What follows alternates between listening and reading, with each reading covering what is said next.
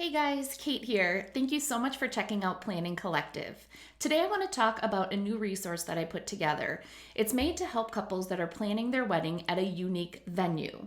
So this is going to be at a space, maybe their backyard, maybe a farmer's market, or somewhere that is what I consider to be like a shell of a space. So not a venue like a banquet hall, a hotel, somewhere that has all of the infrastructure put together, but a space where you essentially have to build all of that yourself. So in this guide, we discuss what items you need to make sure that you're bringing in from a rental standpoint. Obviously, tent, tables, chairs are the big ones, but what are some things that a lot of couples will overlook or forget? That's all going to be discussed in the guide.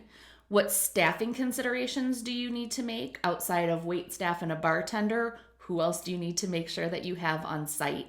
What are some of the most commonly overlooked items, whether we're talking about rentals, food service items, or even things that you need to put into your layout or consider from a spacing standpoint? This guide is also going to outline the most commonly overlooked items that you definitely don't want to forget about in order to enjoy the week and the day of your wedding. So if you are thinking of hosting your wedding at a unique venue or maybe your backyard, make sure you get this guide. It will help you sleep at night and get rid of that FOMO, that fear of wedding oversight. You will have thought of everything once you have a chance to review this guide.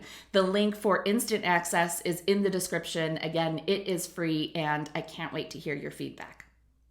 Thanks so much, guys, and I'll see you in the next video.